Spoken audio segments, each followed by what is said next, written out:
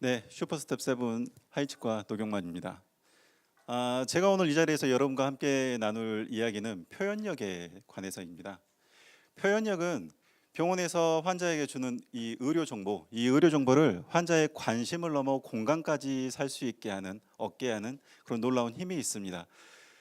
다들 기억하실 겁니다. 작년 2015년이죠. 작년 2015년에 한국 그 고용정보원에서 감정 노동이 많은 직업 탑 100을 선정해서 발표를 했는데, 공교롭게도 저희 치과 위생사 그리고 치과 의사가 68위에 선정됐습니다.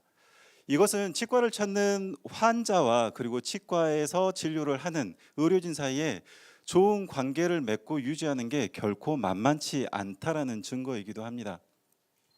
그런데 이에 앞서 2012년에 영국에서 한 프로젝트가 진행됐는데 꽤 특별한 성과를 얻었습니다. 어떤 프로젝트였냐면 더 나은 응급실이라고 하는 프로젝트입니다. 영국은 저희 나라처럼 건강보험이 적용이 되는데 국가의료 서비스가 제공이 됩니다. 근데 저희 나라와 다른 점은 저희 나라는 본인 부담 금액이 있지만 영국의 국가의료 서비스는 이 국가의료 서비스가 제공되는 병원에 가면 암 치료를 받든 뇌 수술을 받든 치과 치료를 받든 본인 부담 금액이 제로입니다. 무상의료를 받게 되는 거죠. 그렇기 때문에 많은 환자들이 그 무상의료가 제공되는 국가의료 서비스 병원을 찾게 되고, 그렇다 보니까 진료가 굉장히 과부하가 되고, 이 과부하가 된 것들이 컴플레인으로 터지고, 특히 응급실의 경우는 폭언과 폭력이 매해 5만 9천 건에 이를 정도로 아주 심각한 상황이었습니다. 그래서 이 사태의 심각성을 안 영국의 보건국은 이 프로젝트를 발행을 하는데 특이하게도 컨설트 회사를 컨택을 한 게 아니라 디자인 사무소를 컨택했습니다. 디자인 카운슬이라고 하는 영국의 기관에서 디자인 사무소 피어슨 로이드에다가 이 프로젝트를 의뢰를 한 거죠. 근데 피어슨 로이드가 쓴 방법이 조금은 특별합니다. 어떻게 했냐면 피어슨 로이드는 어떤 구조를 바꾼 게 아니라 일단 환자들에게 응급실의 진행 상황을 볼 수 있는 리플렛을 제공했습니다.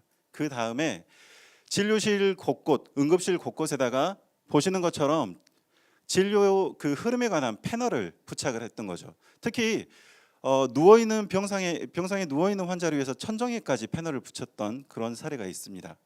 그리고 대기실에서 오래 기다리는 환자들을 위해서 응급실의 혼잡도를 모니터로 표시해서 확인할 수 있게 실시간으로 보여줬습니다. 자, 이렇게만 했는데 그 효과가 굉장히 놀랍습니다. 대기 시간에 대한 불만은 무려 75%가 줄었고요. 폭언과 폭행, 특히 폭행 부분은 50%가 줄어든 굉장한 성과를 얻었습니다. 표현력 하나로 이만한 성과를 얻은 거죠. 저도 이와 비슷한 경험을 좀 한 적이 있었습니다. 저희 치과에서 데스크에서 두 가지 이슈 때문에 컴플레인이 발생한다는 게 있었습니다. 어떤 거였냐면, 첫 번째는 보통 저희는 예약 진료를 많이 하죠. 근데 예약을 하신 환자분이 접수를 하지 않고 바로 대기실로 들어가 버려요. 그리고 두 번째 케이스 같은 경우에는 저희 대기실 같은 경우에 좀 사각지대가 있습니다. 대기실 중에 사각지대가 있는데 데스크에서 그곳이 안 보이는데 환자분이 접수하지 않고 바로 그곳으로 가버리시는 거죠. 그래서 그 환자분을 놓치고 결국 대기 시간이 길어져서 컴플레인이 발생하는 이런 상황이었습니다. 그래서 데스크 선생님들과 의논 끝에 이걸 어떻게 해결했냐면, 먼저 대기실 그 데스크 앞쪽 빈 공간에다가 예약 환자든 당일 접수 환자든 반드시 접수를 먼저 해야 된다라는 걸 메시지와 약간의 위트가 섞인 이미지와 함께 붙였습니다. 그냥 시트지로. 그리고 사각지대가 되는 저 공간에다가는 역시 마찬가지로 이 공간은 사각지대니까 접수 후에 앉아주세요라는 그 표시를 똑같이 메시지로 넣었습니다. 솔직히 저는 그렇게 꼼꼼한 편이 아니어서 통계는 내지 못했습니다. 하지만 데스크 선생님께 물어봤죠. 요새 좀 어떠냐고 물어봤더니 정말 많이 개선되었다라는 그런 평가를 받았습니다. 이렇게 저는 병원에서 의료 정보를 많이 기획하고 표현하는 일들을 많이 하고 있는데, 어떻게 표현해야 되는가가 항상 이게 이슈인 것 같습니다. 그래서 저는 어떻게 표현해야 될까 요거를 세 가지로 압축해서 키포인트를 잡고 있습니다. 루킹과 인터레스팅과 액팅입니다. 첫 번째 루킹 같은 경우에는 환자가 보는 의료 정보는 쉬워야 된다라는 거죠. 특히 데스크에 제가 좀 있다 보니까 어떤 컴플레인을 제가 받았었냐면 여러분도 아마 많이 받아보셨을 거예요. 주민등록번호 수집. 특히 신한 환자들한테 주민등록번호를 물어보면 화를 내죠. 저희 치과 환자분 같은 경우는 제 앞에서 신한 체크지를 찍고 꽃가루를 뿌리면서 나가시더라고요. 굉장히 당황했죠. 그래서 요거를 좀 해결해야 되겠다는 마음이 들어서 관련 그 정보를 좀 찾았더니 어떤 정보가 있었냐면 보건복지부에서 그 보도 자료를 낸 게 있었습니다. 주민등록번호를 병원에서는 진료에 필요한 경우라면 수집하고 조회할 수 있다라는 이런 자료가 나왔는데 이대로 환자에게 보여주면 일단 환자는 어떤 내용에 집중을 해야 될지 확실하지가 않죠. 어떤 내용에 내가 집중해서 봐야 되고 무엇을 캐치해야 될지 한눈에 보기 어려우니까 내용을 보지 않는 경우가 더 많게 되죠. 그래서 쉽게 보게 한다라고 하는 거는 환자가 봐야 할 내용 중심으로 첫 번째 간추리는 작업을 합니다. 그 다음에 이 내용이 환자가 보기 편하게 다시 한번 표현을 바꿔서 디자인하는 것이죠. 두 번째 기획 포인트는 인터레스팅인데 이건 공감을 일으키는 겁니다. 공감을 일으킨다라고 하는 거는 일단 병원의 의료 정보는 저희에겐 익숙합니다. 저희에겐 익숙하고 저희는 매일같이 생활하니까 괜찮지만 환자가 볼 때는 어떠냐면 낯선 단어들이 모여가지고 낯선 정보를 이룹니다. 그렇기 때문에 이런 정보를 환자가 받았을 때는 저희한테는 너무나도 당연한 내용인데 환자한테는 낯설 수 있고 저희한테는 이게 마땅하고 당연히 이렇게 해야 되는 일인데 불합리하게 느낄 수 있는 거죠. 즉 같은 정보를 보더라도 환자와 우리가 서로 다르게 느낄 수 있는 겁니다. 예를 들어 볼까요? 제가 데스크에서 많이 받았던 질문 그리고 많이 받았던 컴플레인 중에 여러분도 마찬가지겠죠. 본인 부담금 할인 및 면제 요거 많이 받지 않습니까? 특히 치과가 그렇죠. 그렇죠? 치과는 왜냐하면 진료비가 적게는 몇만 원에서부터 보통 몇만 원에서부터 많게는 몇 천만 원까지 가죠. 그런데 몇 천만 원 진료비를 낸 환자한테 본인 부담금 몇천 몇백 원 수납하셔야 돼요. 이게 우리나라 정서에 좀 맞지 않는 거죠. 그렇죠? 근데 환자의 정서는 우리가 이해를 합니다. 왜냐하면 저희도 물건 살 때 그럴 수 있으니까요. 그런데 환자의 정서를 그대로 따라가기에는 아무래도 무리가 있죠. 왜냐하면 처벌 조항이 만만치가 않으니까요. 그래서 이 내용을 가지고 환자한테 어떻게 공감을 일으킬까 고민을 했었는데 어차피 본인 부담금 할인 및 면제라고 하는 내용으로는 환자한테 공감을 일으키기 어려웠습니다. 그래서 주목했던 내용은 어떤 거냐면 처벌 규정에 주목을 했습니다. 3천만 원 이하 1년 3천만 원 이하의 벌금 또는 1년 이하의 징역이라는 그 처벌이 우리가 일상생활할 때, 즉 환자가 일상생활할 때 저런 처벌을 받는 게 뭐가 있을까 검색을 해봤습니다. 그랬더니 나오더라고요. 음주운전이 있었습니다. 그래서 내용을 좀 바꿨습니다. 카피를 어떻게 세웠냐면 본인 부담금 할인 및 면제는 음주운전과 처벌이 같습니다라고 메인 카피를 세우고 그거를 자료로 표현했습니다. 이렇게 했더니 본인 부담금에 대해서 사람들이 먼저 인지를 하고 나니까 컴플레인도 줄고 행여 컴플레인을 하더라도 이 자료 때문에 그렇다고 하면은 환자분들이 많이 이해를 하고 넘어가셨습니다. 참 보람됐죠. 세 번째 키포인트는 환자의 행동을 유발하는 겁니다. 아무리 좋은 것도 환자의 행동이 유발되지 않으면, 즉 결정적인 어떤 액션이 없다면 반쪽짜리가 되지 않겠습니까? 병원에서 환자의 유발을 시켜야 될 게, 환자의 행동 유발을 시켜야 될 게 뭐가 있을까요? 제가 생각하기에는 우리가 모두 다 유발시켜야 되는 건 이런 게 있지 않을까요? 치료 주의사항 잘 지키게 하는 거. 그렇죠. 발치유 주의사항,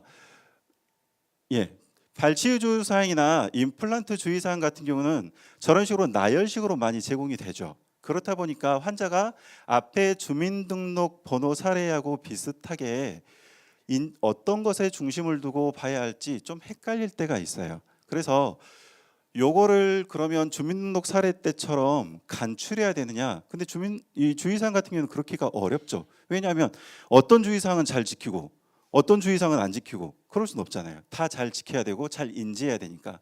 그래서 이렇게 될 때는 제가 쓰는 방법은 카테고리를 분류하는 겁니다. 누가 저에게 맛집 좀 알려줘. 맛집 좀 알려줘라고 하면 하고 바로 떠오르지 않지만 중국집 맛있게 하는 데 있어? 그러면 바로 무슨 반점 아니면 포청천 뭐 이렇게 떠오르지 않습니까? 그래서 카테고리를 분류하는 방법을 하나 씁니다. 즉 환자가 수행해야 될 거, 하면 안 될 거 이런 식으로 나눠주는 것이죠. 두 번째는 그림 우월성 효과에 따른 것인데 사람들에게 텍스트로만 정보를 주고 72시간 후에 얼마만큼 기억하는지 측정을 했더니 측정했던 그 결과가 약 10% 정도. 텍스트로만 정보를 받으면 약 10% 정도만 사람들이 기억을 한다라는 건데, 여기에 그 텍스트 내용과 같이 연상될 수 있는 이미지를 함께 줬더니 65%까지 늘었다라는 그런 논문 결과가, 연구 결과가 있습니다. 그게 그림 우월성 효과입니다. 그래서 제가 양이 많고, 전달해야 될 양이 많고, 그리고 뺄 수 없을 때에는 이 두 가지를 반드시 사용을 하는데, 그렇게 해서 표현하면 이런 식으로 표현이 된 것입니다.